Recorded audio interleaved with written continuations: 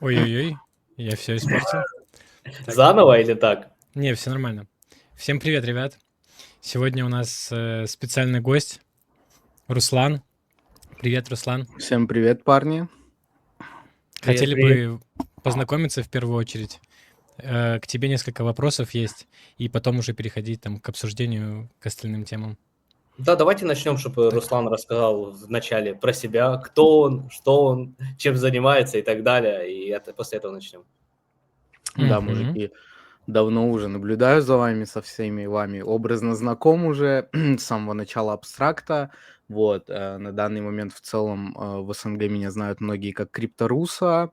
На протяжении уже 2 лет веду паблик. В целом залетал в сам абстракт еще до майнета, начинал писать. Это вот очень большой буст дало и в Твиттере, и в Телеграме, и в целом первые месяца закрепилось как бы вот человека, который больше всех писал постов виральных в СНГ про абстракт, вот, и с того момента как бы вот закрепилась история с пингвинами, абстрактом за мной. А так многие меня знают по мемленду, потому что, ну, не знаю, слышали ли вы про NFT-проект Мемленд, вот, Мгм. от их лица делал тусовку, общался с ребятами, холдер уже года 3, наверное, вот, в целом приятно познакомиться с вами, наконец-то пообщаться вживую, Ирл, так скажем, ну, условно, Взаимно, взаимно. вот, Как тебе в поэтому... целом абстракт? Да, слушай, мне нравится. Типа, я был в Бласте, я был в Бирочейне, я видел Старкнет и так далее. В целом, прикольный чейн для людей, которые, ну, типа, прям гики. Я прям гик, у меня вся хата заставлена фигурками, лего и так далее, поэтому для меня это хобби прикольное очень. Еще и деньги дают. Мгм. Тоже верно, тоже верно. Можем, знаете, с чего начать сегодня? Мне так кажется, что самая такая у нас тема насыщая – это крипторынок. Мы уже с Ником про нее высказывались, свое мнение давали. Что мы думаем, опять же, мы можем ошибаться, это чисто наше мнение. Хотелось бы твое, Руслан, услышать. Мы идем сейчас в медвежку или это просто коррекция? А потом уже продолжим дальше. Хотелось бы с этого начать. Слушай, я застал где-то 2 цикла, наверное, именно "Медвежка плюс бычка". Ну, на мой взгляд, это просто обычная коррекция. Просто сейчас с рынка выталкивают людей. Потом, не знаю, конечно, пойдем ли мы на какие-то перехаи, АТХ, но то, что мы вернемся к каким-то значениям, я думаю, вполне себе возможно. Поэтому мое видение сейчас это чисто коррекция в моменте. Мгм, А что мгм. думаешь насчет Майкла Сейлора? Я не Там знаю, это же его конгрессмен в тюрьму поставил хотят пингвина? посадить. А, нет, тогда я хз, кто это такой. Не, это который биткоин скупает. Эти Сейлор, которые... Да-да-да. Слушай, я не следил, ну, если его битки польются в рынок, то нам пизда. Не, ну они там потихоньку уже выливаются, мне кажется. Там Ну, я я видел видел, несколько что он постов в на Твиттере, интервью что... недавно говорил, что я буду откупать биток по 30-25 тысяч, но у них там по Мгм. 30-25 уже не то, что точка без убытка, это уже лютый убыток, и мне кажется, Ну да, да. инвестора, ну, напуганы будут знатно. Не знаю, но на рынок это влияет и повлияет так или иначе. Ну, дополнительную панику создает, как минимум, среди институционалов, которые вкладываются через ETF, грубо говоря. Да мне кажется, это нормально, когда рынок идет вниз, начинают появляться атрибуты, которые дополнительно пугают. Но это хороший шанс для того, чтобы закупиться людям, которые знают, что рынок будет напуган. Кстати, Мгм. абстракт у нас достаточно неплохо держится, если взять так токены там, и NFT и так далее. Вот хотелось бы еще у тебя, Руслан, узнать такое вот, как ты познакомился именно с абстрактом, и какие ты Мгм. видишь у него перспективы, за счет чего он будет там расти. Вот именно твое мнение хотелось бы узнать, и вообще будет ли он расти, сама экосистема. А, Короче, на самом деле, я не знаю, мы здесь можем разгонять рофлы? Я люблю разгонять, что абстракт скамнет завтра. Вот. Ладно, шучу. Нет, я, короче, с абстрактом познакомился еще задолго до майнета, как раз-таки за месяца 3 до дропа Пенгу. Я зашел просто в непримечательный Дискорд, вспомнил историю с Фреймом, о том, что когда-то Лука его выкупил, и, ну, срастил 2,2 и понял, увидев, что у модерации у всех пингвины, понял, что мы тут сидим.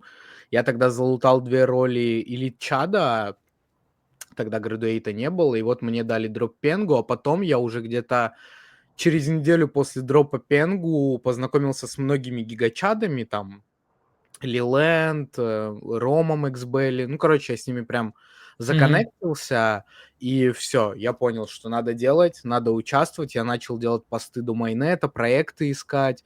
То есть вот во многих проектах до начала майнета, типа Руи, Кабу, у меня были ВЛы. Я ничего в итоге даже на пресейле не купил. У меня просто очень большой опыт в NFT.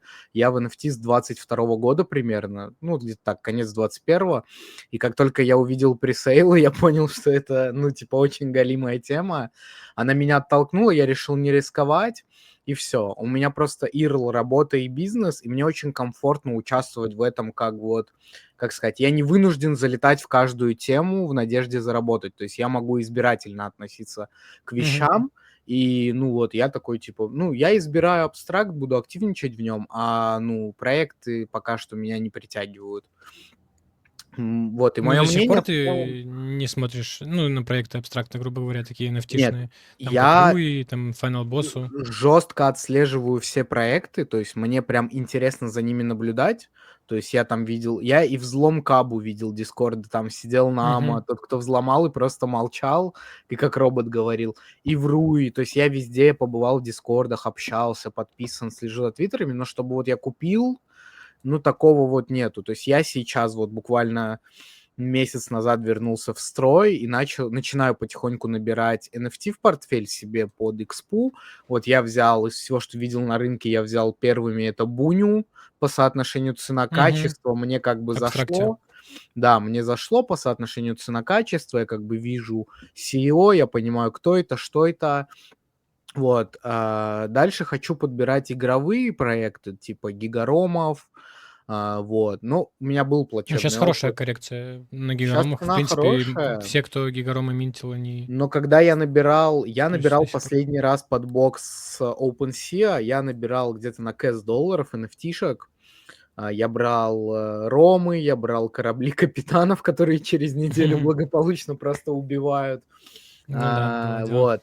И в целом, нет, игровые проекты прикольные, но у них нету глобальных отличий от каких-то других игровых проектов на других чейнах. Типа прикольно, классно, но в целом чего-то уникального я не заметил.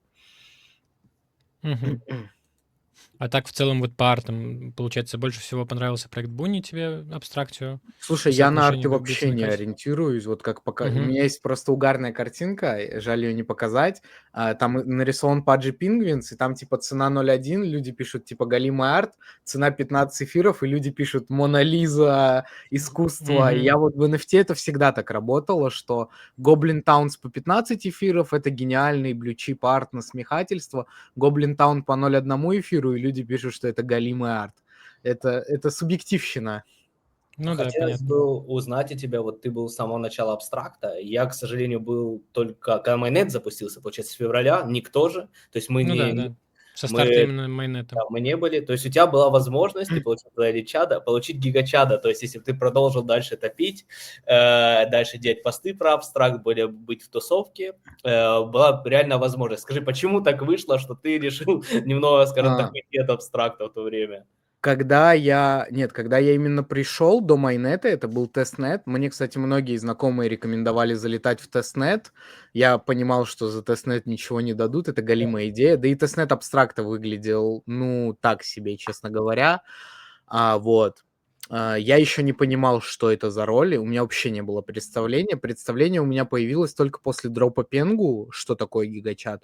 И я примерно Ну, им сразу много после... раздали, да? 1010 где-то. Да, им 13, примерно 10К раздали. 13 тысяч Рома МХ были говорил. А напомню, сколько за лид чада, я, кстати, вот забыл. За элиты раздавали до 1000, смотря когда ты слил, ну, 900 $1000. У меня вот 2 роли было, суммарно Мгм. $2000 мне дали. Раздавали они вообще всем роли Личада, можно было ее заабузить легко. Вот. Гигачада тогда до, наверное, тестнета, вот когда я только-только нашел проект, зашел в Discord, можно было сделать 5-6 постов в Твиттере булишь, просто булишь постов, типа я булишь по абстракту, и тебе давали эту роль, в принципе. Ну, главное быть... Ну и за чатинг не- еще кому-то давали, я тоже слышал Ну, истории. там у них в Те, основном кто забрали активно в у Дискорде всех. был. У кого, кто в чатинге был, в основном забрали, так как активности дальше не было. Вот, и я после майнета включился, я начал делать посты, у меня была футболка, я помню, я делал стримы, еще что-то я делал. То есть я там разрисовал футболку под пингвина, на меня подписалась большая часть модерации, а потом я как-то... У меня сместился фокус. Я делал в Москве тусовку Мемленда при их спонсировании, и вот как-то уже фокус сместился к тому моменту в целом. Мгм. То есть, ну, тут чисто моя морально что-то такое.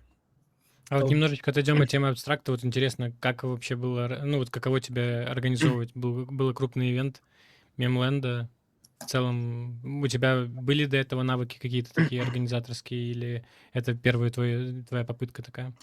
Слушай, с точки зрения организации мероприятия, именно мероприятия навыков не было, но так как у меня бизнес, в целом навыки организации, они есть, того, как это все скооперировать, но опыта не было. Но в целом, потому что вышло, могу сказать, что вышло классно, и мерч. Суммарно мы потратили на ивент около $3000.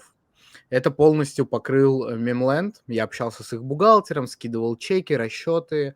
Вот. Мгм. Ребята, кто в МСК был, получили мерча на $100 000. Ой, на 100 000 рублей. Вот. Это были футболки, шоперы, ну, короче, много-много всего, брошки классные. Опыт вообще очень крутой. Мы хотим сейчас вот... Я сегодня виделся с ребятами из Паджи Раша, вот, Мгм. и мы с ними подумываем в Питере, просто в Питере, в Москве много чуваков с абстракта, сделать тусовку, просто собраться, место, там, типа, какой-то клевый микромерч, там, наклейки, ну и просто поставить какие-то фигуры, они буквально недорого стоят, и просто вот пообщаться, законнектиться, замэтчиться, потому что я даже за рубежом не видел каких-то тусовок по абстракту, что вот чисто чуваки собрались. Мне кажется, это Ну, клевый прецедент. единственная история, наверное, была вот это в Дубае, если не ошибаюсь, была конференция, получается, я не помню, ну, не год назад, но где-то полгода назад она была, и Абстракт, как я понял, виллу снимал, где они приглашали стримеров, у них была еще Пенгу Иглу такая, ну, и в итоге они там всякие активности проводили, то есть вели стрим на Абстракте, звали там Мариану, Мирхеба, ну, таких популярных стримеров, Ну, это вроде было вот. больше как сайт промо-акция в рамках того ивента Пенгу, то есть там была отдельная локация по абстракту, но это больше, вот я говорю так, ну, не про абстракт, а про вот, там еще автобус ездил с этими, я помню, пингвинами и порталом с надписью Мгм. Abstract Chain, вот, но это больше реально не про абстракт, а дополнительный маркетинг. Но я общался ну, на тот момент, я уточнял у Фина и Логана, оба дали добро на использование символики абстракта, что вот можете спокойно лого, все юзать без каких-либо проблем. Потому что, например, Мгм. Pudgy Penguins нельзя использовать товарный знак, за это могут нормально так нагнуть. у нас есть еще такая Понятно. тема, которую можно обсудить как раз вот как новость недели. Если кто помнит, то на митинге Луки, я думаю, вы оба там были, ну, у вас у всех же пингвины есть, да и много наших зрителей было. Он рассказывал, что он ездил в Японию и там решил заколлабиться с каким-то проектом, все там могут холдеры там покушать и так далее. И что оказалось? Немножечко оказалось чуть хуже, чем мы думали, хотя, в принципе, новость прикольная, можем ее обсудить. Это оказалось коллаба с медведями-бербиками, или как они там называются, я не помню. Бербриками, ну Бербрик. да-да-да, Бербрик, да, популярные. медведи. И получается, там теперь у кого есть, ребята, важное объявление, у кого есть Lil Pudgy или Большой Пингвин, зайдите в Discord, попробуйте поучаствовать, выбить ВЛ. Если же у А вас нельзя, нету, кстати, выбить ВЛ. Я вот пытался сегодня, мне не у меня получилось. получилось, а у меня прошло. Написано, что нужна роль, ну, то есть я тебе сейчас могу Давай, продемонстрировать на то, стриме, может, у надеюсь, кого-то не еще сильно будет отвлекаю. проблема. Давай. Смотрите, мне пишет, что join Pudgy Penguins and have at least one роль. И вот тут вот роли Сейчас, пошли, здесь а их вот нету.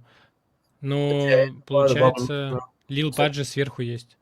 Смотрите, вам у большинства они есть. Это Colt, там, ну вот пролистай вот те вот роли, которые должны быть. Там должен быть Colt или какой-то еще там. Это из BT-шки, В это, SBT, да? Safety да. Pin. А, Safety Cold Pin, есть, это да. вот там нужно пройти Safety тест Pin. от Cold Wallet, от Да. Ledger. У меня есть пост в телеге, если там кто-то Мгм. хочет, останьтесь, давайте, чтобы не тратить время, я расскажу.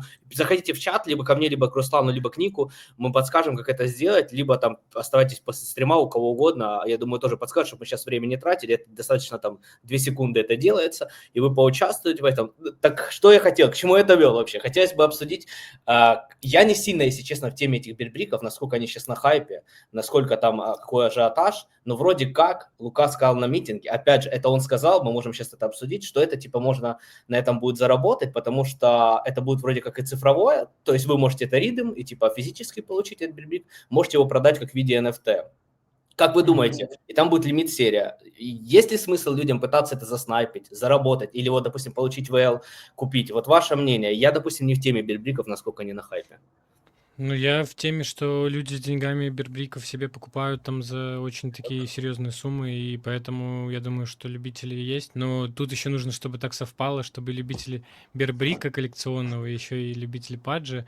Ну, то есть не факт, что найдется достаточное количество покупателей, если будет большой supply, грубо говоря. Но в целом, если будет их реально мало, ну, условно, там 200 штук всего там или 300, да, ну, как будто бы это нормальная тема. Но стоить он изначально будет недешево. Наверное, немало, я думаю, баксов, да, Думаю, 300, 400, 500, 500, да, 500, да, да. наверное. Ну, я в теме Может, даже больше. бербриков. Я мечтал купить себе вот такой вот бербрик, где-то вот такой вот стоит баксов 400. Офигеть. Большой бербрик стоит, ну, зависит от того, кто художник, потому что в основном это какие-то коллабы, типа с Диснеем и так далее, от, наверное, $1002, самые какие-то вот просто зеленый бербрик, до, наверное, $10 000 за какого-нибудь там Такаши Мураками бербрика, вот такая тема. Но Мгм. это именно IRL люди ценят. Я просто видел и Puma, Adidas, Lacoste, все были в NFT. Ну, спорно. Там все так же, как и в NFT базово. Цена плюс supply. Если все ок, берут, флипают плюс. Если нет, вы вечный холдер бербрика NFT. А скажи примерно, вот, Руслан, если ты в теме этих бирбриков примерно разбираешься в расценках, вот какая бы цена для нас бы нормальная была, и тогда стоит брать? И М, supply. Да, я думаю, вот, ну, типа, самый кайф это supply в NFT, наверное, вот от 1000 до 3000 это что-то, что можно рассматривать, наверное, ну, типа, ок. И, наверное, ну, mint price вообще на самом деле не могу сказать. Я бы с кайфом сказал $70.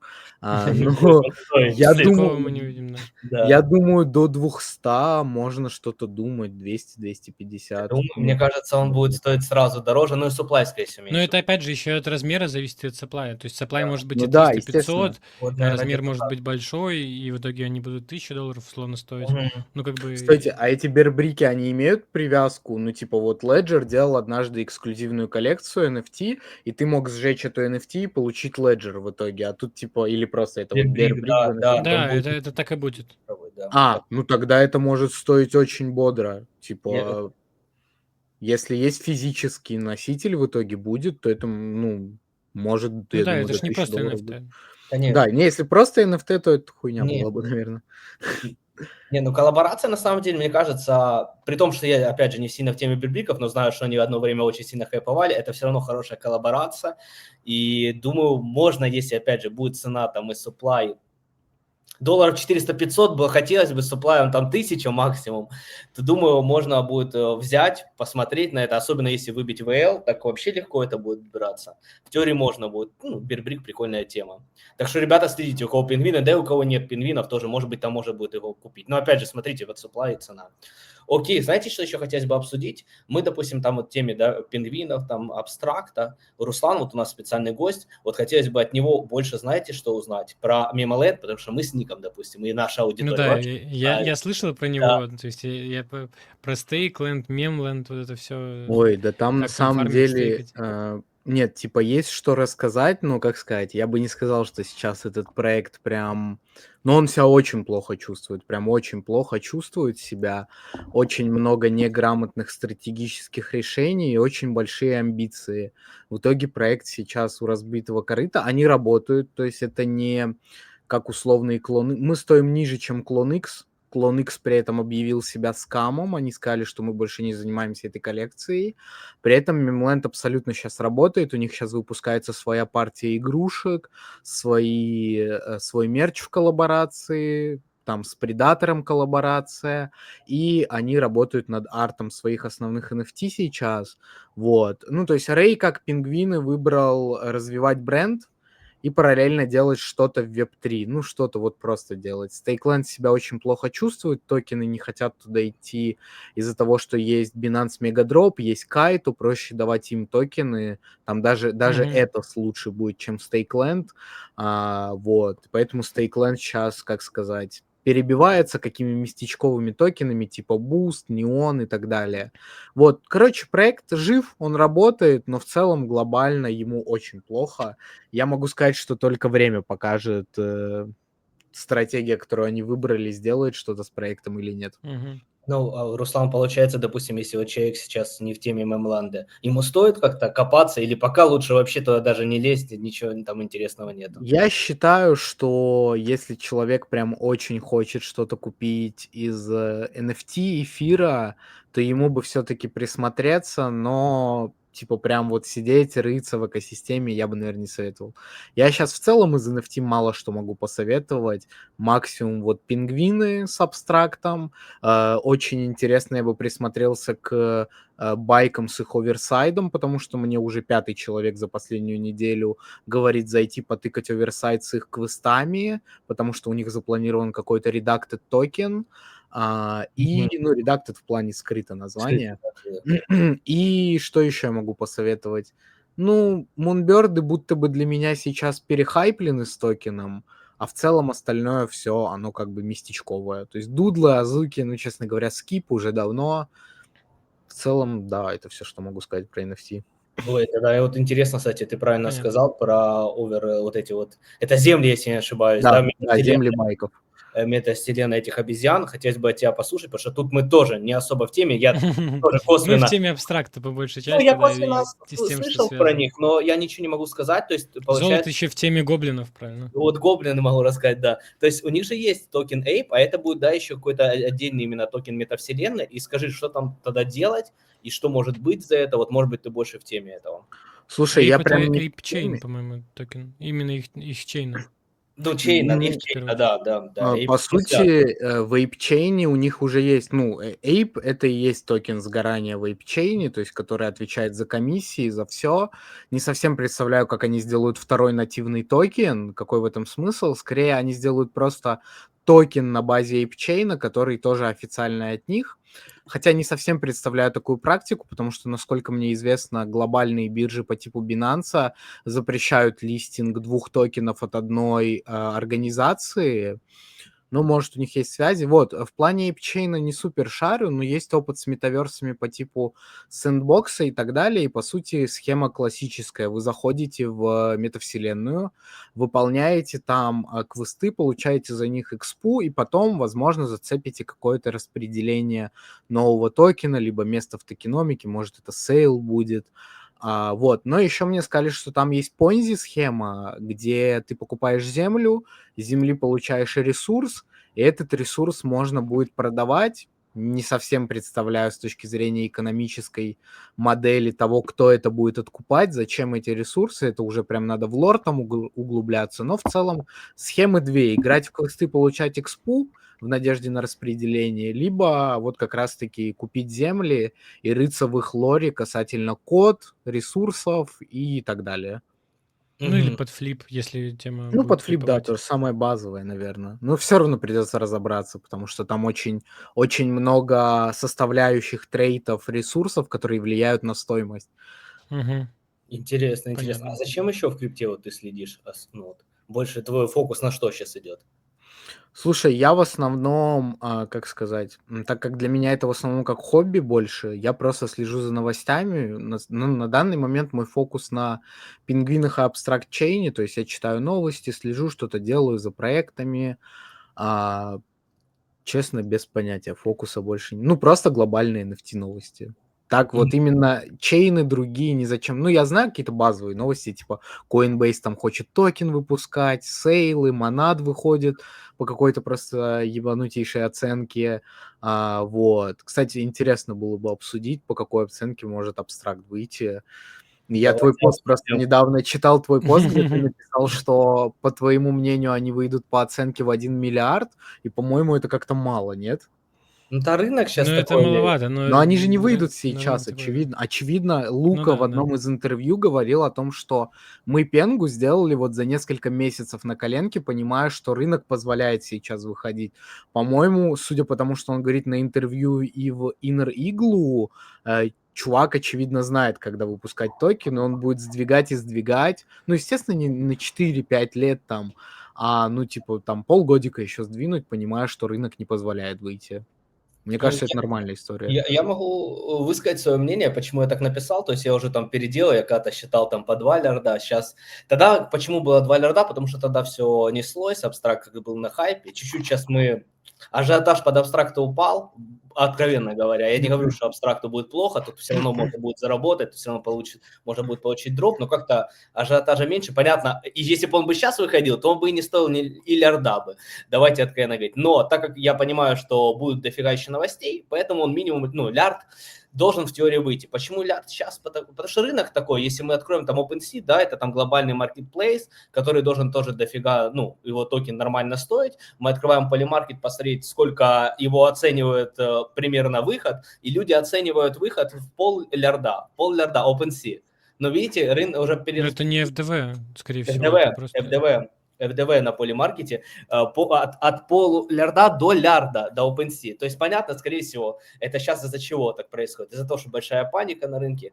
Когда мы развернемся, и OpenSea пересмотрится по полимаркету, скорее всего, и абстракт я буду по-другому расставить, но мы не знаем, на каком это рынке все будет выходить, как это будет. Поэтому я так поставил лярд. Не знаю, может быть и будет больше. Я надеюсь. На минималочку. Да, Луканов говорил про 4. Про 4 сейчас верится с трудом, мое мнение. Вот Ник, можешь ты высказать, какое у тебя?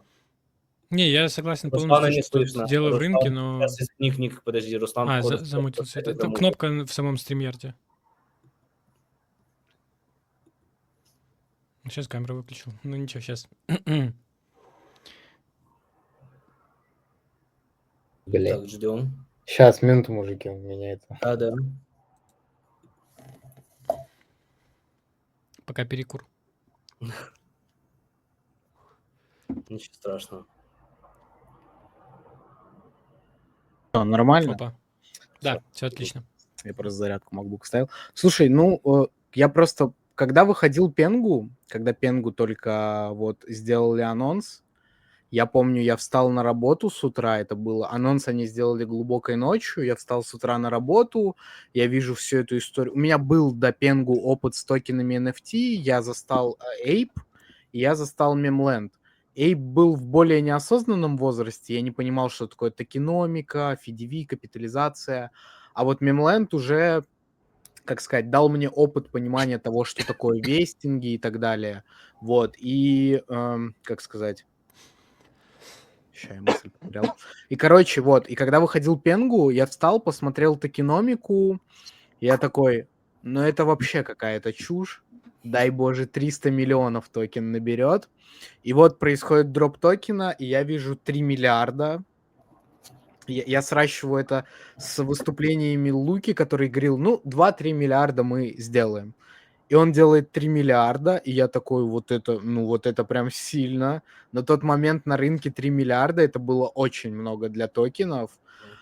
И все были довольны дропом. Дроп был бешеный. И пингвины, я тогда только познакомился с Паджи Раша, там есть Биги, им очень много дропнуло. И в целом вот даже Пенгу, он же очень много дал денег сайт NFT, типа вот Goblin Town, Memland, Azuki, по $1000 просто на проекты, еле живые, это много. И в целом я я верю, это лояльность и доверие просто Луки, что, они могут нарисовать 5-6 миллиардов, вот просто именно нарисовать. Если так будет, прекрасно. Если так не будет, жалко. Но я верю. Если так будет, мы будем очень богатые. Я Тут считаю, насчет это богатства здравая оценка. еще нужно тоже обсудить, потому что у нас по факту идет инфляция XP, и все больше... Так, Звук почему-то твой я сам себя удвоится. слышу. Да, вот звук удвоится чего-то у тебя. Ник, может, у тебя экран, где-то там подкаст включен у кого-то наш? Нет, Не, у меня выключен. все О, нормально. вроде Так, норм, раз, два, да. три. Вот, так, я Инфляция XP, вот забился. ты говорил. Да, про то, что да, что все больше и больше XP получают максимально, то есть у нас уже там по 500 тысяч люди получают, конечно, у них много денег, но факт в том, что таким людям нужно всего лишь 2 недели, чтобы условную платину набить. Вот, а обычному юзеру надо, вот как мне, там 40 недель. И по факту, ну, то есть очевидно, что выхлоп на дропе будет совершенно разный, и учитывая, сколько уже в платине, там 700 кошельков условно. Не, ну, конечно, 700 Там кошельков много. в платине за 42 недели — это Ага. немного. Ну, то есть, если именно брать с учетом того, что в абстракте всего там 3 миллиона кошельков заведено, да, Ну, то 700 из них — это вообще, ну, копейки, грубо говоря. И на них могут раздать нормально, то есть если у тебя уже там платина есть. То есть там порядка 10 тысяч там плюс. Ну, вот я как бы... Ну, я вообще смотрю по своим затратам времени, сил условно. И вот если я получу там условно за платину, которая у меня в данный момент есть, если она оценивается там дешевле 10 тысяч долларов, то я думаю, что, ну, это не очень выход. Ну, то есть если мы увидим условно на релизе такой результат. Вот. Если будет там 20 плюс, то я буду вообще рад. Скажем так, вот пока вот такие у меня личные ощущения. а по какой ты оценке ждешь абстракт? Да я не знаю, по какой оценке, просто надеюсь, что количество XP у меня, ну, адекватно, типа, соразмерно вложениям и остальному. Ну, я не говорю про вложения, то есть я, в принципе, абстракт плюс делаю, то есть у меня там порядка больше, там, 10 тысяч долларов чисто на абстракте заработанных. Ну Вот, да, сейчас но... момент такой хороший, да, для людей, кто не фармит абстракт, зайти, можно там... Цены на NFT не такие большие, как были тогда на хайпе, потому что сейчас и рынок подупал, и сам абстракт подупал. Да, Цены да. на токены, которые тоже приносят экспу, тоже достаточно дешевые. Ну, о токенах еще чуть-чуть попозже поговорим, да, отдельно. Я думаю, в принципе, про экосистему. Окей. Ну, в целом, очень классно, что на абстракт приходят проекты, и вот появляются там как DeFi, у нас все растет ТВЛ, там Абориан пришел, и действительно, как бы, я вообще уже и не могу вспомнить абстракт до Абориана. То есть, по факту, мы все ждали этого, оно свершилось, ну и по факту очень много чего принесло. То есть, сколько там этого ABX залочено по итогу там за первый этот сезон, хотя мы вообще такого результата даже не ожидали. Ну, лично я не ожидал, да, что они такие инициативы сделают. То есть с рынка очень много откупов. Сама задумка, как они это все сделали, как аэродром, тоже, ну, вполне себе как бы рабочая. Мы все видели, как токен аэродром тоже падал, а потом полетел. Как бы и все поняли, что как бы в этом есть смысл в этой задумке. Я Вот, думаю, поэтому, в принципе, с появлением его буллиш, с уходом Фина, в принципе, у нас все тоже только налаживается, лучше становится. То есть у нас постоянно каждую неделю какие-то апдейты на портале, у нас новые коллаборации, у нас Корея приходит, у нас уже стримеры корейские, у нас уже все Gold абстракт там профили могут стримить. У нас теперь, ну, много нововведений даже там насчет этих гемблинг-апок, что я в настройках могу сейчас скрыть, и у меня останется в Discovery только skill-based games, то есть без лудок, без ничего, чтобы люди не теряли деньги, хотя уже, ну, потеряно немало денег на лутках в обмен на экспу да, многими людьми. Вот, есть. поэтому, короче, как-то так. И в целом, ну, как бы я максимальный бык по абстракту позитивно настроен, но и сейчас действительно, если есть свободные деньги, очень хорошо присмотреться к какому-то DCA стратегии там по каким-то NFT, по токенам. Условно, тот же Апстер смотрится вообще офигенно. Ну, то есть, по факту у нас там падение какое сильное, а Апстеру вообще хоть бы что, да? То есть мы держимся на 5 миллионах, даже не падаем ниже, у нас все в порядке. Ну, вот Поли и Гуннер у нас там подупали, Пенгу у нас сложился там в сколько с хаев? Ну, 4 раза. в 4 раза. Вот, ну, в принципе, как будто бы по всем этим токенам. И тот же Абориан, в принципе, тоже я смотрю на него, и кажется, что вот-вот уже будет дно. Ну вот, но в любом случае, как бы проекты перспективные приходят, команда работает, это все, что нужно. То есть взаимодействие с комьюнити очень крутое. Там посредством тех же стримов, как они делали там с Wolf Game, что появилась новая игра, они сделали под это мероприятие, то есть стрим, где пришел фаундер, рассказал, что они делают, там, как вообще в это играть, что делать.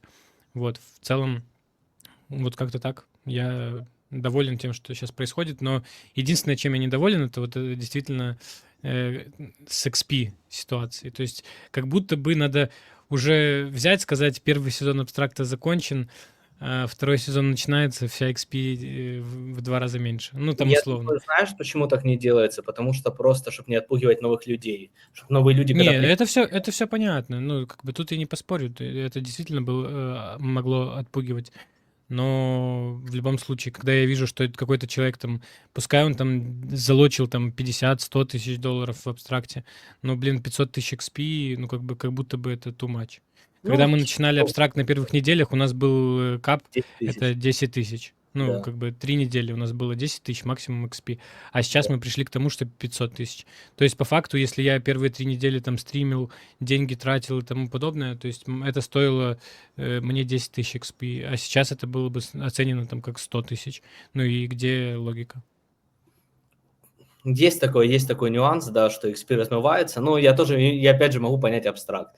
Из-за чего? Чтобы китов привлекать, большое количество XP, чтобы новых людей привлекать, что можно еще заработать XP и получить что-то. Как бы это, да, есть тут нюанс. Руслан, хотелось бы, кстати, знаешь, вот от тебя послушать, ты вот следишь за NFT-коллекцией, ты нам уже сказал, что в абстракте тебе там нравится абстрактио, и ты смотришь игровые NFT, это как Гигаром и так далее. Хотелось бы узнать, на токены ты смотришь или все-таки только NFT?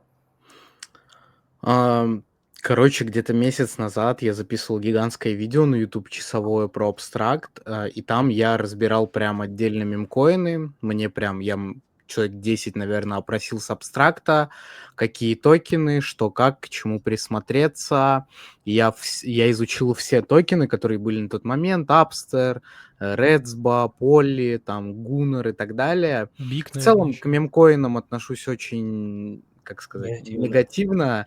Я считаю, это очень опасно, точно не на весь сайз. Если у вас есть выбор пойти в NFT или в мемкоины, точно выбирайте NFT. Но будто бы на самом деле Апстер, будучи маскотом, условным маскотом абстракта, понятное дело, что это не official маскот абстракта, и не official токен. Ну, я на самом деле думаю, что можно, с учетом того, какой график я там видел, он буквально вроде 4 дня назад или 5 дал такой хороший пампик, ну, на фоне общего падения это фигня, но в целом глобально там был хороший памп. Я считаю, можно взять в портфель, диверсифицироваться там процентов. Ну, вот вы на $100 зашли, откупили там на 80 NFT и 20 там, даже не 20, 15 закинули в какой-нибудь Апстер. На случай, если и XP дадут, и запампится, вы как бы с двух сторон в выигрыше. Но, Да. честно говоря, Мгм. и NFT, то есть как бы не супер надежный актив. Мне вот вчера буквально мы общались с одним парнем, он на старте откупил NFT на 10 тысяч долларов, то есть у него там 100 хот-догов, у него, короче, много-много NFT, и он говорит, что вот за все это время где-то раза в 2,5 сократилось, то есть 10 тысяч долларов превратилось где-то в 3 500, где-то вот так вот. Но все равно в 3 раза это более надежно, чем там токены, которые в 90% падают. Ну, в Ну, принципе, нормально, да. короче, В монеты этом имеют место есть быть и логика. жить. Но что-то Я более уже проверенное. Тут еще такой же нюанс, просто от чего там все прицепились к этим монетам. Если верить Луке, опять же, это если верить Луке, если кто верит, то не верит, там можете это не слушать сейчас, то будет листинги на биржах, абстракт монет, а листить-то особо вариантов-то и мало что. То есть тот же Апстер, который мы уже и Есть добавляли. Абориан. Есть Абориан, да, Абориан, кстати, достаточно тоже показательный кейс в абстракте, можно было получить, если вы холдили Пенгу или Апстер в абстракте, вы получили дроп. Абориан, у меня, допустим, дроп был, он вначале стоил 2000 Абориана долларов, я в итоге не продал сразу, продал потом за $1000, плюс на токене Абориан можно было вначале заработать, тоже так, ну, кто хотел получать. Сейчас Абориан, да, вот Абориан только есть нюанс, что там есть разлоки эти постоянные, но когда-то он нащупает дно, я пока его не покупал, но присмотреться 100% тоже надо. И есть еще Биг. В теории Биг тоже показательный кейс абстракта, которые могут как бы качнуть. Но тут я не хочу советовать, что кому брать, но вот надо присматриваться к этим 3 монетам, что вам больше симпатизирует, что вы больше верите как в листинг на CEX-биржу, что Ну не да, и составит. изучать, Да, тут вот такой вот нюанс. Ник, есть что добавить? команде присмотреться. Ну, в целом, я вот недавно с фаундером Бига общался, они сейчас, ну, как бы не с фаундером, точнее, Бига, а не с тем Биктошей, а, в принципе, с EGR, ну, как бы он в команде Бига, наверное, он не фаундер, как бы, ну, он CTO лид, возможно, или даже этот Борот, как его, у которого 1 миллион подписчиков в Твиттере. Может, он Борт Илон CTO Маск? будет? Или что-то? Борот Илон Маск, Я, да, извини, да. я прослушал. Кто, Я кто там... CTO Бига, главный, вот лицо? Борт Я- Илон Маск и второй, я не помню второго. Ну и JR, наверное, который Playboy основал, нет? Да. Все, он. все. Ну, короче, мы с ним общались как раз-таки по поводу Бига, и вот они сейчас пытаются найти проект, который подойдет для мерч-майнинга, и действительно с этим трудности, потому что, ну, не осталось особо на абстракте сильных команд, а если сильная, ну, как бы команда сильная, то не факт, что кейс у них успешный. То есть, действительно, мы там видим даже Гринд, который в свое время, до того, как вышел, там, капец как хайпился. Я помню, что мы в него залетали по 10 миллионов капы просто потому, что мы там пытались его заснайпить, а он вышел там, ну, по такой огромной маркеткапе, да. При этом пресейл, как оказалось, был там порядка миллиона у людей капы. Вот. Ну и в итоге, ну, не могут они пока найти, как я понимаю, ну, то есть проект, который будет для мерчмайнинга подходить, но они ищут. Да, я думаю, найдут какой-то... Я думаю, что они из других чейнов тоже людей Я ищут, потому что к нам Кона тоже же пришла с другого чейна. Да. И, в принципе, для них, ну, должен быть сильный старт этого мерчмайнинга, который поведет за собой как бы пуш бига. Ну, то есть людям нужно будет за биг откупать майнеры, сжигать биг для того, чтобы получать эти мерч-токены. Ну, то есть распределение supply какой-то этих монет. Если эта монета будет действительно успешной, то люди пойдут как бы тратить биг, чтобы получить эту монету, грубо говоря, а не с рынка брать, возможно. Ну, то есть, поэтому, да, им важно, чтобы первый блин не оказался комом, и чтобы хороший проект был на этом мерчмайнинге на старте. Вот. У нас... Ну, а в целом там может быть много проектов, и когда абстракт еще, ну, побольше оживет, когда, в принципе, рынок пойдет вверх, я думаю, тогда уже и не один, и не два будет проекта в мерчмайнинг, там будут они прибавляться и прибавляться. Потому что вполне себе хорошее распределение у них, механика, что ты майнишь эти токены, и у тебя нету снайперов в монете и всего остального. У нас пришел вопрос с чата для нас троих. Спрашивают, как вы считаете, стоит ли уже откупать NFT Lil Pudgy и больших пингвинов? Как бы пришло ли время? Я, с вашего позволения, отвечу первый, так как у меня 3 Lil Pudgy. Я сказал бы, что однозначно да. Почему? Ну, это мое мнение. Опять же, я могу ошибаться легко. Мое мнение, почему да. Потому что если у Пенгу есть там какие-то, да, нюансы, там, разлоки, что-то еще, типа, это все-таки токен. Как бы есть нюансы, из-за чего его, может быть, не стоит откупать, хотя я все равно считаю, что Пенгу, наверное, даст еще ростик. Но то по пингвинам, как бы, очень много из-за чего они могут вырасти пока что. У нас есть ETF, возможно, у нас есть IPO, возможно, у нас есть сам дроп абстракта на пингвинов, он по-любому будет. То есть пингвины, как бы, как все равно, как такое уже NFT, которое везде с ним считаются, на него и дропы На дают. пингвинов для активных пользователей абстракта, а не просто на пингвинов, тоже важно. Да, я думаю, и те там пару транзакций сделают, уже дроп получит, мне что-то кажется. Короче, очень много из-за чего это NFT должно будет цениться, это мое мнение. Вот давайте, хотелось бы ваше мнение, стоит ли, или еще они упадут, или вообще не стоит даже на это обращать сейчас внимание.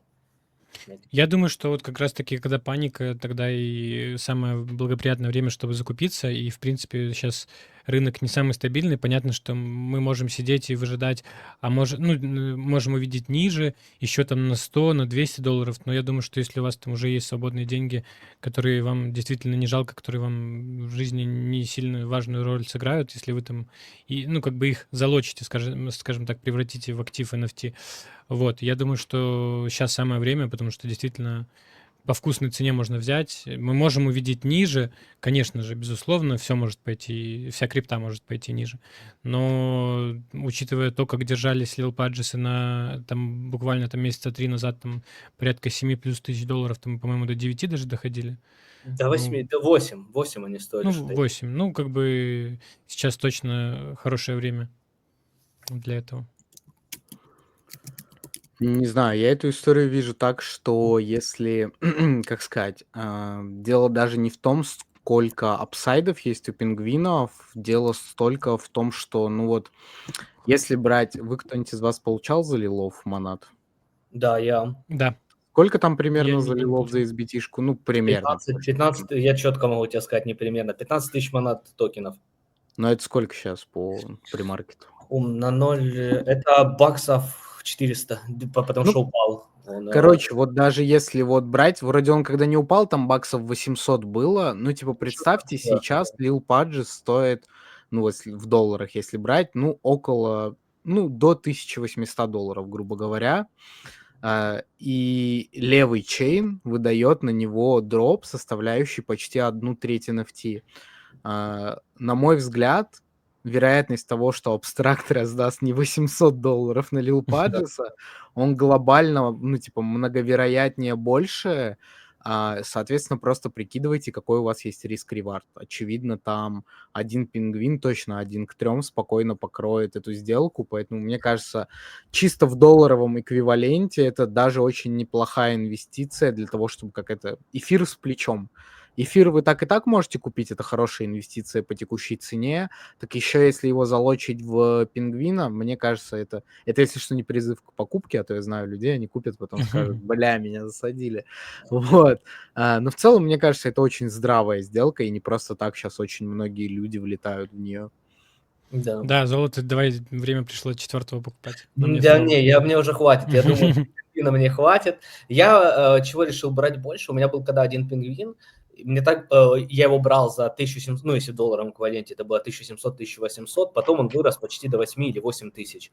И мне было так, хотелось это 8 тысяч так забрать, но так было обидно одного пингвина продавать, потому что я понимал, что еще впереди дроп, абстракта, еще что-то, не знал, может быть, смогу я его потом откупить дешевле, нет, и я зажал. И я подумал, а вот было бы у меня их 2 там или 3, я бы продал там и одного бы обставил. Поэтому, когда они упали, я, к сожалению, на дно не угадал, я купил одного за 3 с чем-то, 300, 3200, и это второй мой пингвин уже был.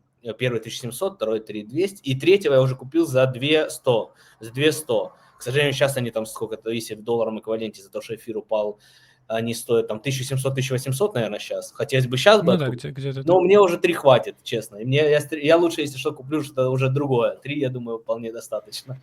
Я вообще по 3400 купил и не парюсь. Ну, я для себя брал, в том числе и для развития Твиттера и своего личного бренда, потому что Пингвин в любом случае это дает очень большой буст, и в любом комьюнити и тебя встречают, и у тебя там куча ВЛов, у тебя куча возможностей, к тебе лояльнее относятся, ну, и все в этом духе. Поэтому один Пингвин — это как будто must-have, если вы прям планируете крипто-твиттер вести, развиваться, и если у вас есть на это свободные деньги, конечно же. Ну, то есть последние в пингвина закидывать, ну, как бы не советую, потому что если все пойдет ниже, а вам придется эти деньги достать, ну, вы потеряете деньги по факту. Будут убытки. Вот, но если вам нужно развиваться, вы в этом видите свое будущее и хотите себе крутую PFP-шку, по которой будет куча плюшек, ну, пингвин — это, наверное, один из лучших выборов. Лил Паджиков, ну, сейчас не знаю даже, что получше будет И сейчас потенциально. будут пингвинов потихоньку перетаскивать в абстракт. Почему? Потому что СБТ, вот эти вот все бэджи, про которые мы недавно говорили, там Cold, Safe, вот то, что там для Дискорда нужно, чтобы там участвовать в VL, то они все переедут, насколько я знаю, в абстракт теперь скоро, в ближайшем будущем. То есть они все будут в абстракте. Слушай, а мы это обсуждали. Я на самом деле не вижу смысла добавлять SBT в абстракт, если у нас есть бейджи. Может быть, это будут и есть, и будут как раз-таки Ну, бейджи. эксклюзивные бейджи было бы прикольно, вот, как вот, ну, не, ну, как Триадор, допустим, вот, которые вручную давали, ну, вот, как бы прикольный пример. А так я как бы, ну, зачем, и так много в абстракте активностей, бейджи, экспа, перки еще, ну, типа, и наслаивать на это еще SBT. А вы лутаете SBT-шки? Я вот, у меня 3 Я есть. нет, у меня одна только за пенгу эта игра. Мгм. За нее можно было как-то Ну, У я меня получше. просто куча игрушек, я хочу обзор на YouTube снять игрушки, чтобы мне дали еще одну SBT. Ну, я их прям собираю, прикольно, коллекционный такой. Если тебе делать нечего в коллекции, еще можно пойти SBT-шки полутать. Я думаю, знаешь, зачем это, Руслан, делается? Потому что очень много пингвинов, у них есть как бы деньги и так далее, и они все, многие игнорируют, к сожалению, абстракт, то есть они там булишь там по экосистеме пингвинов, по токену пингу там и так далее, но они чего-то игнорируют абстракт. А их надо как-то сюда вызывать. Я думаю, вот этот вот SBT BG, это как раз-таки вот, как Лука хочет их сюда типа заманить, скажем так, чтобы они были на этом чейне, а не на других. Слушай, мы когда Ну были да. на тусе Мемленда, у нас там было 3 бига, Мгм. ну, биг паджи, вот, из них из троих только у одного был кошелек в Вот, абстракте, так что вот, это, вот. типа, это реальная история с тем, что, к сожалению, многие из них скипают абстракт, не верят в него. А при этом, да, Big Pudge стоит приличных денег, особенно по цене, по которой люди его брали, скорее всего, это даже, ну, куда выше, чем сейчас.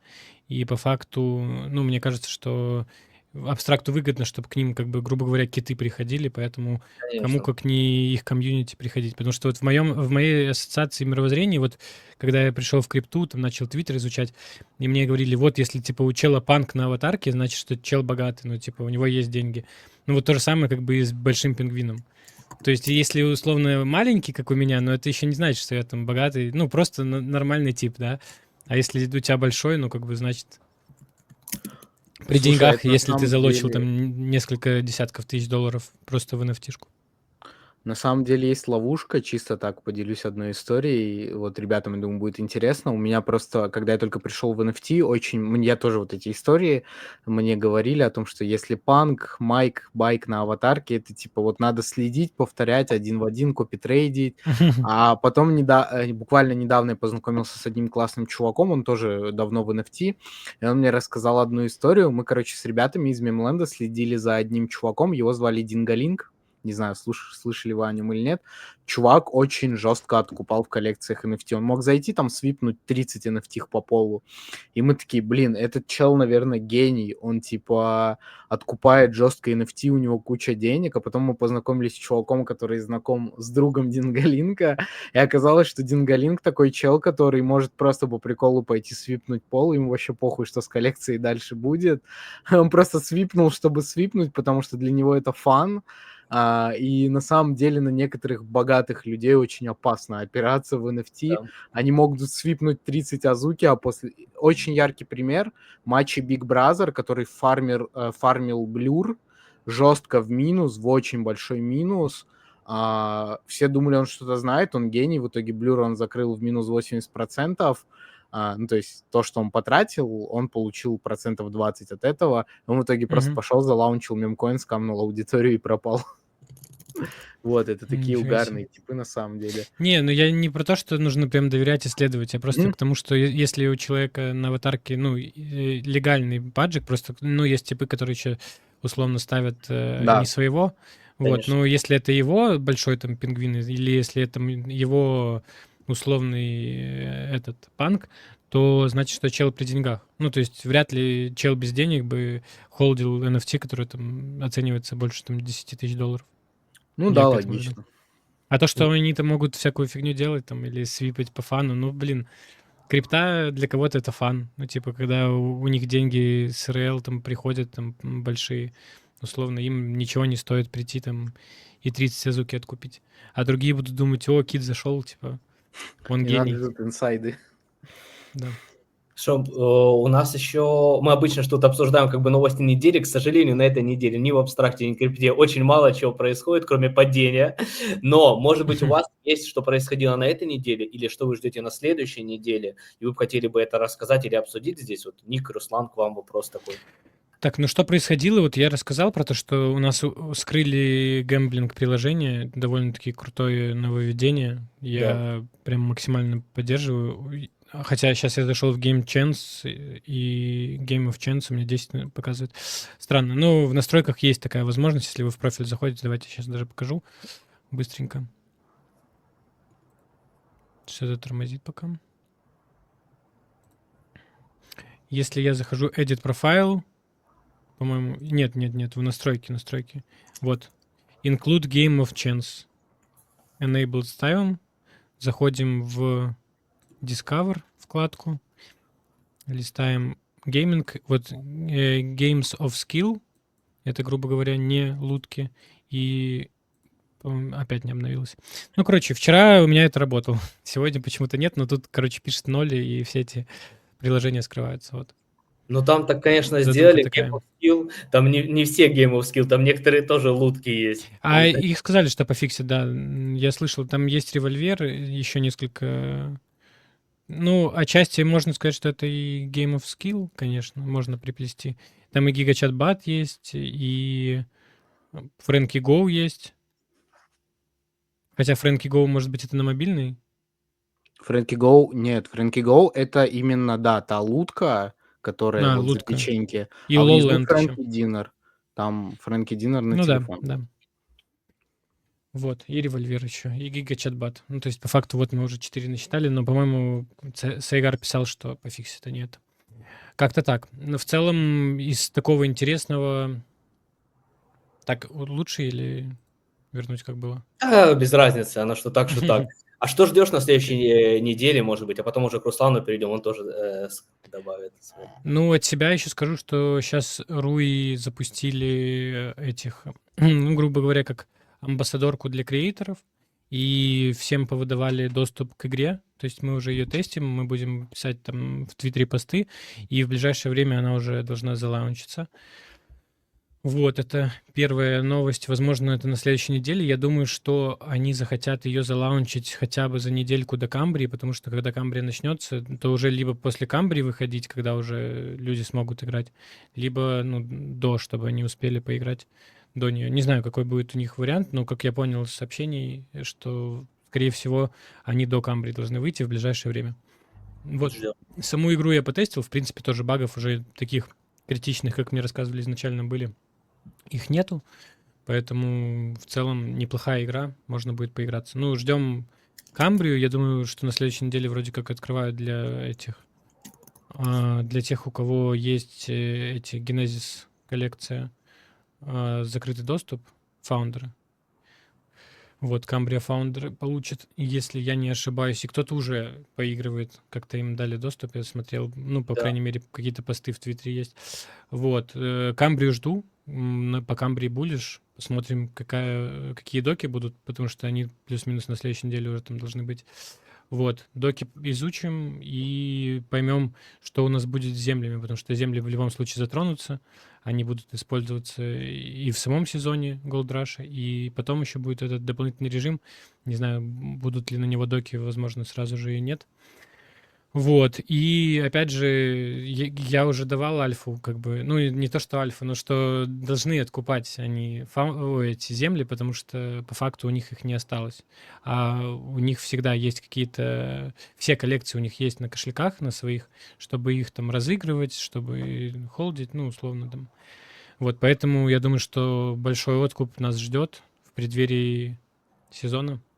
Ну и вообще Вот. интересно, угадают ли опять, ну, будет ли опять такой прогноз от Бенза, как в прошлый раз, что он там, когда начался сезон, то есть заколил дно условно, потому что мы потом начали расти, награды увеличились в Камбрии. Было бы прикольно, если вот рынок как раз-таки развернется после сезона Камбрии или во время сезона. Да, если сейчас будет дипка, когда начнется, и мы получим награды, когда уже эфир X2 даст. Да, будет опять Условно. будет прикол, если так повторится. Руслан, что ты на этой неделе можешь выделить, что было и что ждешь на следующей неделе, какие новости и так далее? Слушайте, что было, не знаю, в целом интересного, ничего такого не заметил. Единственное, хотел бы обсудить вообще ваше мнение касательно, не первый раз уже слышу от Луки и в целом от команды Абстракта такое слово, как квантум. Квантум, да. Вот, до сих пор нету понимания. Нет, я понимаю, что это какое-то нововведение, новшество будет, но насколько интересно, по вашему мнению, оно будет кардинальным, переработкой какой-то, или же это больше будет про какой-нибудь розовый оттенок в теме абстракта, они скажут, что это квантум. Ну, Вот, понятное дело, что так не будет. Вот, просто, ну, я не представляю на самом деле. Ну, квантум мощное, классное слово. Это все 100%. круто. Квантовая физика, квантум, квантомания. Quantum Core но- 77 бит. это бит, да. Жесткая тема тоже. Нет, это такого нам не надо. Ну, вот мне Вот. кажется, Quantum, если вы помните, то Лука анонсировал полный ребрендинг портала, полностью Да. обновление портала, и в итоге его так и не случилось, то есть обновления идут частями, но как бы глобального прям ничего такого не было, а мы должны увидеть как бы полностью переделку портала, чтобы он плюс апка должна выйти, я думаю, это и есть Quantum, скорее всего, что-то из этого, либо это вдвоем, ну, больше склоняюсь, что это обновление полное портала, Мгм. и скорее всего, оно уже будет после Нового года, думаю. Ник? Ты что думаешь? Да, да, я с тобой согласен. Но насчет после Нового года, в принципе, они могут релизнуть до, потому что я думаю, что работы, ну, как он говорил, уже давно ведутся, и они уже там на завершительном этапе, судя по последнему созвону и потому, как он про это рассказывал, он говорил, что там у Хеджа уже там почти все готово, если не ошибаюсь, или что. Вот, ну, поэтому посмотрим. Звучит оптимистично. Мне кажется, давно не хватает чего-то нового. Но я ждал что-то подобное, когда они запускали Abstract Games. Вышла какая-то полная вообще фигня, апка просто закрылась. Хотя я ждал что-то прям крутое. Я ждал то же самое от покера их, но что-то вообще... Мне, кстати, не хватает на абстракте ивентов всяких глобальных, по Да. типу какого-нибудь Это абстракт факт. покера там, или какой-нибудь там глобальный. У них причем все есть. Там Сопа было приложение, от Sugar Town приложение, где можно было реально устроить что-то вот, Ну, ну... были у них еженедельные турниры, за которых роли раздавали. Да, они были, но это ощущалось, ну, как вот просто доп. Активность. Хотя вот, мне кажется, Ну да. с их баннерами на главной странице, с Твиттером совсем можно прям мощный ажиотаж устроить, потому что я помню, когда стартовали Abstract Games, у меня многие ребята в паблике, чат активный был, писали, типа, блин, будет классно Abstract Game, когда они запустили просто сайт-апку чужую, где поменяли логотипы на пингвинчиков. Мы вообще этого не поняли, мы поиграли один день, там были игры типа 21, и все как бы, Ну и да, очень да. разочаровались. И также было с Sugar Town покер турниром, где просто апка Sugar Town была. Вот, поэтому, не знаю, хочется какого-нибудь движа на абстракте, но для меня вот показательным была Камбрия, кстати, вот, раз мы обсудили. Я помню, когда Камбрию запустили, это было глобально, потому что и стримеры были в очень большом выигрыше, кто стримил Камбрию сезон, им экспы дали бодро, и сама Камбрия вроде поощрила как креаторов долларами. Да, да. Вот. И в целом люди как-то вот по чатам более сплоченные, вовлеченные были. Это было классно. Но здесь больше, да, скорее к Камбрии, чем к абстракту. Хотя, мне кажется, абстракт бы тоже мог баннерами поддержать. Они ничего с этого не теряют. Вот, так что пока что я жду только там у Гигаверса еще выходит новая игра. Они буквально ее час назад анонсировали. Ну и у Руи хотелось бы поиграть в их игру, потому что она мне Бейкон напоминает с Арбитрума. А так в целом больше ничего интересного. Stolen Universe еще есть, скоро выходит у нас. Я уже в закрытой бетке поиграл. Ну, рогалик такой, грубо говоря, где постоянно ты новые скиллы там выбираешь каждый ран и пытаешься как можно больше волн пройти. Ну, вполне себе прикольная игра там за токены, чтобы время убить, чтобы экспу зафармить там условно в лидерборд как-то попасть. Тоже довольно-таки интересно выглядит. И еще забыли мы рассказать, что было интересного на неделе. Оно вообще не совсем связано напрямую с абстрактом, но как бы как выяснилось, все-таки связано. Вот, это AnyChess выпустили чек токен, Мгм. и он вышел изначально на бейзе. Вот, Да. но так как у нас AnyChess на абстракте, они сделали еще и бридж на абстракт. И в итоге вот от Нансена я участвовал, ну, просто у меня есть Нансен подписка, есть поинты в Нансене, и мне пришли на эфир кошелек именно в сети абстракт чек токена. Вот, Да. и по факту, ну, то есть их можно только дропом получить, либо вот так вот перегнать с бейза, то есть купить на бейзе, потом через через мост, грубо говоря, перекинуть себе их на абстракт. Для чего они нужны на абстракте, я вот, кстати, так и не разобрался. По-моему, если не ошибаюсь, там, возможно, в самом приложении там есть вкладка стейкинг, но мне не показало, в какой сети должны быть токены, я там кош не подключал. Ну, возможно, что именно в абстракте нужно их хранить, чтобы стейкать на сайте. Хотя это было бы немного странно. Может, и там можно. Вот, но появился еще пул у нас на ABX, на Боре. Borean. Да, и там, конечно, ликвидности совсем мало в паре, там, по-моему, 11 тысяч. Но по факту это просто, ну, цена копирует цену бейза, грубо говоря, из-за того, что есть люди, которые флипают, там ищут вилки и тому подобное. Вот, и там очень такой бодрый APR был вчера, я видел 5000%, они показывали на Борине, но там это в узком рендже, и тебя выбьет, скорее всего, сразу же, но сама суть, что потихоньку они вот пришли на абстракт, забриджили токен. Ну и, в принципе, не следил пока, но потому что я видел вчера, он там от хаев просто укатывался. Да, да. Ну, в принципе, что, ждем тогда. Я думаю, все эти ивенты, если возвращаться к тому, что Руслан сказал, оно все впереди, все еще будет, когда абстракт более глобально, Лука за него возьмется, скажем так, выпустит уже апдейт и начнет подготовка полная к ТГИ. И я думаю, тогда мы это все увидим. Плюс еще надо что-то оставить на возможный дальше как бы сезон или там продолжение просто чейна. Я думаю, все будет. А так, как бы ждем вообще разворота рынка, хотелось бы увидеть глобально, и тогда и абстракт развернется. Я думаю, тоже. Давайте еще закончим, наверное, подкаст каким-нибудь интересным вопросом.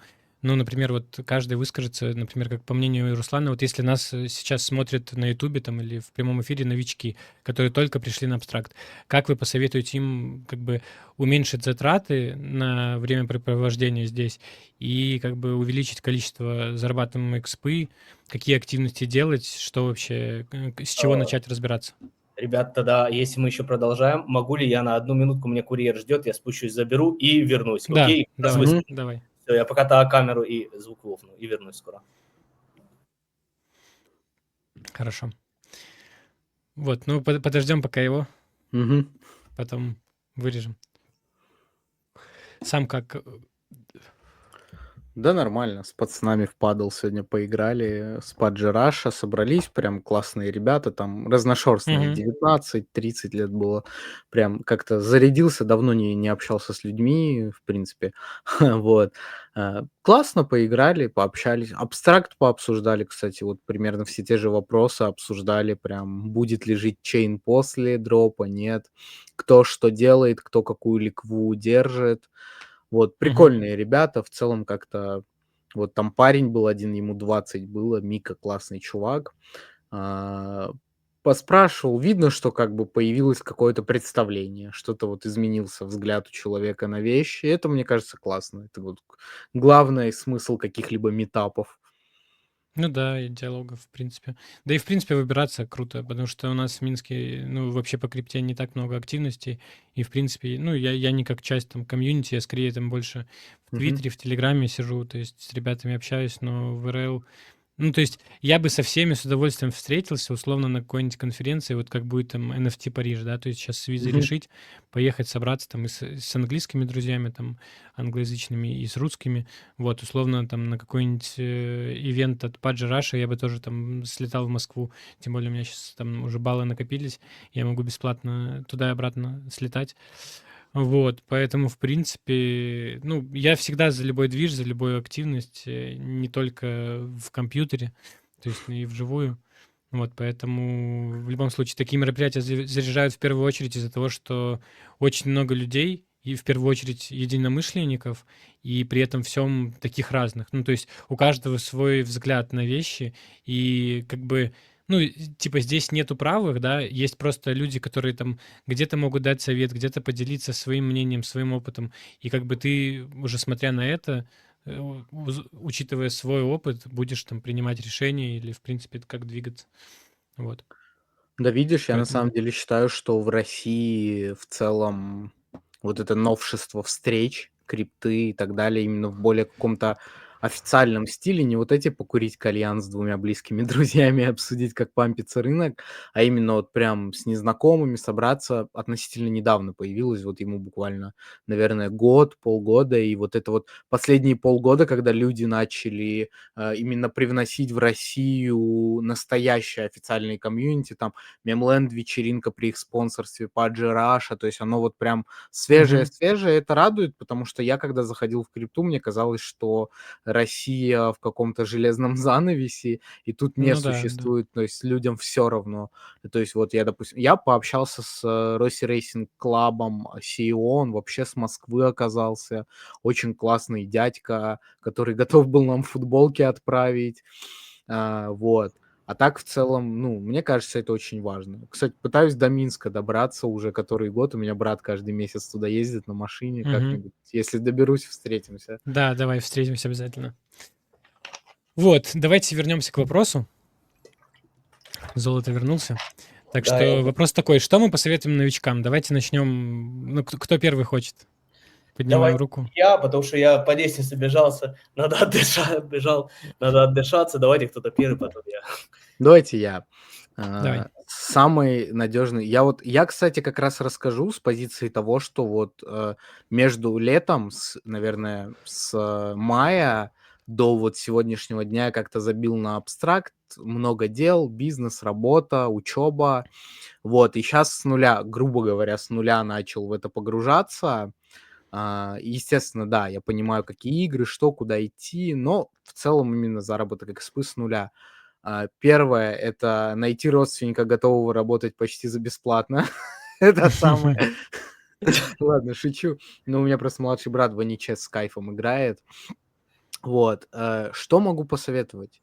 Выбрать в первую очередь стратегию. Что вам важнее? Терять деньги, либо зарабатывать бесплатно экспу. То есть, если вы теряете деньги, так или иначе, вы заработаете больше экспы, но вам уже нужно будет считать ваш расход. Когда вы играете бесплатно, вся экспа, она бесплатная. И то есть у того, кто заработает там 30 тысяч экспы, потратив $100, на выходе может быть меньше выхлопа, чем у вас, который лутает 10к бесплатно. Но вот то, что вижу я, вы бесплатно, вы упретесь в потолок 5, 8, 10 тысяч экспы, 100% вы упретесь в этот потолок. Невозможно лутать бесплатно 100к экспы, это просто unreal. Вот, поэтому я считаю, важно спланировать стратегию, чтобы не сойти с ума, потому что придется каждый день заходить на портал, тыкать. Если вам это сложно, то без стратегии и дисциплины здесь никак. Поэтому вот мой главный совет — это выбрать стратегию и придерживаться ее. Все тыкать, все как-то имитировать активность, либо не имитировать. Деньги тратить, ну, такое. Не советую деньги тратить. Вот, можно NFT, да, DCA, как я, делать, откупать по 1-2 в неделю и все. Ну, пока что вот такое. Я бы на такое ориентировался. Ну, давайте я скажу. Во-первых, правила все время, конечно, меняются у нас в абстракте, но то, что на сегодняшний момент токены, если вы хотите именно фармить деньгами, холдом, токены мало дают, дают нормальные NFT. То есть присмотреться к каким-то NFT, если вас устраивает вложить деньги, потом, возможно, вытащить больше или столько же, или меньше, то есть никто ж не знает, то это самый лучший вариант. Если не устраивает такой вариант холда, то что делать? Лутки точно нафиг, потому что та экспа, которую за нее дают, и это немного, она не окупает затраты. Дальше идут какие-то бесплатные доапки. Что я посоветовал бы? Хуга, Moody Madness и такая альфа. Альфа за что дают, но никто не играет почти. Если быть в топе в вайпсах. В вайпсах, ну, достаточно, короче, там нормально сыпет. Вот мне кажется, вайпсы надо играть. И так можно получать 1020, я думаю, я знаю ребят, которые там по 30 лутают. И стримы. Запускайте стримы, там пытайтесь что-то тоже залутать. Немного, но дают. Да, учитесь, потому что сейчас уже ко мне перейдет, я вот попытаюсь Давай, дополнить. говори. Илья тебя. Вот, я просто тоже пришел с абстракта в абстракт, и я условно в первые дни получил стримерку. Я вообще не знал, что такое стриминг. В целом, вот единственное, что я знал, это Twitch и пару там условно чуваков, которых я смотрел. То есть, условно, тот же Никс, который кастил там в свое время доту, а я там в доту в свое время играл тоже нормально. Вот, и как-то, ну, просто подача, общение со зрителями, мне всегда было интересно общаться, и я потихоньку начал, ну, развивал это все в себе качество, то есть изначально было немножечко стрёмно работать на камеру, но изначально меня и смотрело там 3 человека, это там 3 моих близких друга там, да, вот, потихоньку начали новые подключаться, появился чатик, мы там помимо стримов начали обсуждать что да как, ну и все, и мы все так закрутилось, что мы постоянно в поиске какой-то альфы, какой-то инфы, и постоянно это на стриме там происходит, либо вне стрима, это и там делится. Ну, то есть это такой круговорот, который вас может затянуть, и вам даже понравится, хотя вы можете бояться там выступать на сцене или говорить на камеру, или там записывать видео. Я думаю, что со временем это все к вам придет. Главное просто зарядиться мотивацией, что если вы хотите в этом развиваться, просто начать и, ну, потихонечку расти. Еще хочу подметить, что очень много стримеров на абстракте в данный момент, тем более сейчас золотые аккаунты получали стримерки, но они занимаются, то есть условно, ну, их подача — это просто там поиграть в игры и все. Ну, то есть там, возможно, там в чат им пару человек зайдет пообщаться. То есть я изначально просто, как сказать, ну, тоже начинал с игры. Я помню, что мы в Капитанов и Компани там по Дискорду играли с пацанами, там общались. То есть это было такое по игрушке, да. Но в дальнейшем мне хотелось как можно больше вносить пользы моими стримами. И то есть делиться какой-то альфой, там, искать какие-то варианты заработать денег в крипте, какие-то проекты отрабатывать. То есть вместе со мной там начали ребята и я уже забыл, как проект, Towns. То есть у меня были там, по-моему, недельные стримы каждый день, и мы просто пытались там как можно больше вынести поинтов в таунсе, чтобы заработать денег на дропе. Вот. Ну и в целом там Нансеном, там всеми там монетами, которые покупал, тоже делюсь постоянно. Вот. Но новичку, именно что новичку посоветовать, если мы от стримов немножечко отвлечемся, то, конечно же, начать с бесплатной активности, посмотреть вообще по карману, по бюджету. Но вот из того, что не назвали, на самом деле я бы в пример привел Gigaverse, потому что сейчас вполне недорого. Ну, то есть изначально можно было там условно один ром холдить, играть просто по КД в Gigaverse, и тебе сыпало нормальный XP, а сейчас уже нужно в лидерборде участвовать на эти стапсы. То есть когда они ввели, ну, это давно было, но первые, по-моему, 2 месяца этих стапсов или там 3 не было. И сейчас есть дни, когда вполне себе дешево можно вот этот вот топ лидерборда погриндить. Причем я вот просто использую Fireball, это бот, который за тебя в Gigaverse ходит. Вот, у меня в день получается там порядка $2 там с аккаунта своего получать. То есть по факту у меня там все копится ресурсы. У меня сейчас там уже мой инвентарь там порядка $100, и то, если бы я там его продавал, когда еще эфир повыше был, ну, понятно, я бы там еще больше мог получить. Я просто веду к тому, что вы неделю там отыграли в этот Gigaverse, у вас накапало там, ну, $10, да, там $20. Вы это все попродавали, там, покупали то, что нужно для вот этих вот дейликов, там, квестов, и налутали себе лидерборд. Тем самым вы там еще себе десятку, там, 5-10 тысяч там XP сверху Есть получили. парень, ник Фурион, если не ошибаюсь, у которого там ферма по Гигаверсу, там аккаунтов 100 там или больше, и он там выносит там в день там по 50, по $100 на Гигаверсе на ресах. То, что я видел у него. Да. Я тоже читал, периодически заходил к нему. Ну, довольно-таки крутой кейс. То есть я его тоже в пример ставил, когда мы там на созвонах с ребятами были, я про Gigaverse говорил. Говорю, что ну реально смартовый парень, который на старте зашел, купил сок, а сок был изначально очень выгодный, потому что когда мы покупали сок, нам самый максимальный там на полгода, да, нам в комплекте шел сет, который по факту покрывал стоимость этого сока.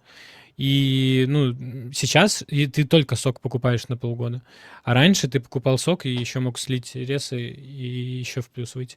Вот. Но я взял сока на 1,5 года, у меня там и гигакепка, у меня все.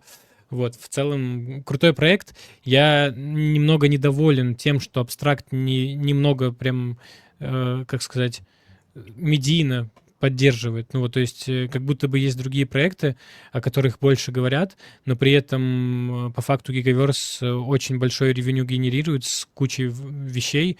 У них на майннете есть коллекция Genesis, у них на абстракте есть коллекция, которая себя реально хорошо показывает и которую реально сейчас как будто бы даже под флип купить смартово в том плане, что скоро open world, а ребята говорили всегда, что они со временем все больше и больше преимуществ дают именно ром-холдерам. То есть новые постоянно какие-то бонусы. Сейчас комната появилась закрытая для ром-холдеров, там ресурсы дополнительные, там еще что-то. Ну, то есть в целом как будто бы мне очень нравится вот тот ритм, в котором Гига растет, и как она своих холдеров поощряет. Поэтому вот я рекомендую присмотреться к этому. И для меня NFT-ромы — это как условные стейблы на абстракте. То есть если уже они падают, ну, значит, все остальное падает. То есть по факту они не падают, грубо говоря, больше, чем падает рынок, а потенциал у них довольно-таки большой. Вот, и ревеню, которое генерит Гига, оно тоже вполне себе. По яйцам не очень однозначная ситуация, но там вроде как уже не так дорого, как в первые дни. Все это крафтить, чтобы их там высиживать. Вот, мои мысли такие. Ну, в любом случае, Муди, Хуга, отсюда мы никуда не убежим. Если у вас там есть $10 на воркера, можете посадить. В Хугу так точно. Это вообще несложно. То есть создать там Steam аккаунт пустой, купить на него Хугу и подключить. Вот, но это немножко, наверное, абуз, не знаю, можно такое на стриме говорить или нельзя, но кто-то делает. Я таким не занимаюсь. То есть в Хугу я зашел, мне не понравилось, больше я не заходил. Если есть родственники бесплатно, ну, тем лучше. И, может быть, еще копеечку можете какую перевести за работу. Вот, ну, в целом, я бы потихонечку, вот если у вас там есть какие-то бюджет $100, потихонечку просто наращивал бы там портфель на абстракте. Купил NFT-шку, тебе за нее пассивно там будет капать. Только заранее уточните, ну, то есть есть дешевые NFT, за которые вам в любом случае не будет никакой XP капать. Вот, например, за TTM и Chronoforge, которые сейчас там 10-20 баксов стоят, я думаю, может быть, и не будут давать XP. Хотя когда-то, я помню, что мне рассказывали, что по 1-2 тысячи одна NFT-шка давала на аккаунт. Вот, поэтому присмотритесь к тем же Абстрактио, за них дают там паффины, я слышал тоже, что сейчас раздают экспу. Ну, в целом топ-коллекции присматривайтесь, если вам какой-то проект нравится, потихонечку там откупайте, какой-нибудь токен себе прикупите, там, условно, Апстер на копеечку, там, и потихонечку. На Борине можно какие-то тоже небольшие деньги, но закидывать, на Кону можно закидывать в Ликвидность, да. стейкинг.